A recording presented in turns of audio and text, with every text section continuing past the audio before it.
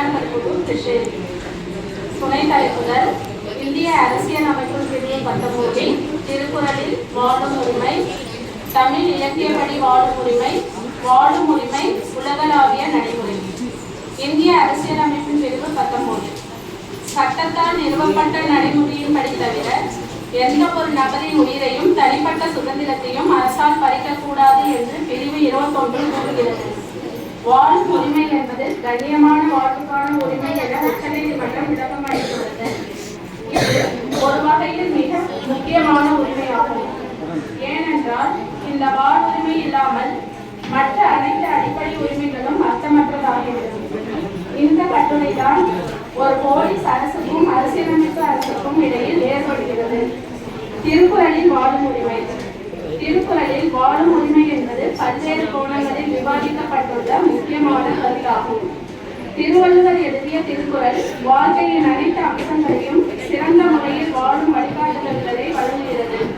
இது கலை, கல்வி, வீரம், நட்புத்துவம், கடமைகள் மற்றும் மனிதநேயம் போன்றவை அனைத்தையும் உள்ளடக்கியது. வாழும் உரிமை என்பதற்கான திருக்குறளின் முக்கியமான கருத்துக்கள் கீழே வழங்கப்பட்டுள்ளன.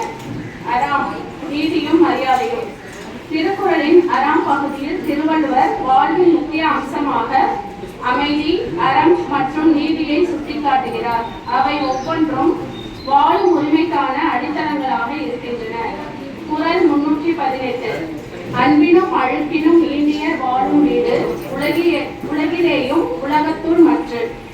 அன்பும் தூய்மையும் உள்ள வீடு உலகின் மிக சிறந்த வீடு. அங்கு வாழ்ந்தால் உலகில் அமைதியான வாழ்க்கை கண்டறியப்படுகிறது. அனைவருக்குமான சமத்துவம். திருவள்ளுவர் ஒவ்வொரு உயிரும் ஒரே ஆதாரத்தில் இருந்து வந்துள்ளன என்றும் அனைத்து உயிர்களுக்கும் சம உரிமை உண்டு என்றும் கூறுகிறார். அதனால் வாழ்க்கையின் உரிமை என்பது அனைத்து உயிர்களுக்கும் சமமானதாக இருக்க வேண்டும். குறள் 24 அகர முதல எழுத்தெல்லாம் ஆதி பகவன் முதற்றே உலகு. அகரம் என்ற எழுத்து அனைத்தையும் தொடங்குகிறது. அதுபோல உலகும் பகவான் மூலம் தொடங்குகிறது. உயிரின் மரியாதையும் மற்றும் கடமைகள். திருக்குறளின் அறம் பகுதியின் கீழ் மனிதன் மற்றவர்கள் வாழும் உரிமையை மதிக்க வேண்டும் என்பதன் முக்கியத்துவம் விளக்கப்படுகின்றது. குறள் 313 அவலை அழிக்கும் பண்பு உயிருக்கு அதுவே அவற்றில் பிறகு பிறக்கும். எல்லா உயிர்களுக்கும் துன்பத்தை நீக்கும் பண்புதான் உயர்ந்த பண்பு. இதனை நடத்தினால் உங்களின் வாழ்க்கை மற்றவர்களுக்கே உதவும். சமூகத்தில் நீதியுடன் வாழும் உரிமை. திருவள்ளுவர் ஒரு பகுதியிலும் வாழ்க்கை ஒரு சமூகத்திற்கு கிடைக்கும் உரிமையாகும் என்பதையும் அதற்கான நீதியை அடிப்படையாக கொண்டு வாழ வேண்டும் என்பதையும் கூறுகின்றார். குறள் 109 அழிவார்ந்தாரின் கண்ணே கேடல் சொல்லை தவிர்ந்தேன் யானோ.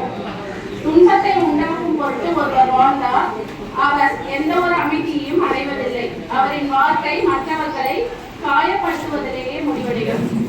பொழுதுபோக்கு மற்றும் வாழ்வின் தரம். திருக்குறளின் இன்பம் பகுதியில் வாழ்ந்து கொண்டிருக்கும் வாழ்க்கையில் பிறர் உட்பட அனைவருக்கும் மகிழ்ச்சி அளிக்கும் முக்கியத்துவம் உள்ளதாக கூறப்படுகிறது.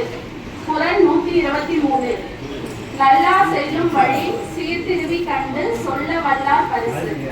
சீரிய வழியை நடத்தும் நன்மைகள் சிறந்தவர்கள் அந்த வழியில் செல்லும் ஊக்கமும் அவர்களுக்கு பெரும் பரிசுகளும் அவர்களை கொண்டு போகின்றன. தமிழ் இலக்கியப்படி வாழும் உரிமை.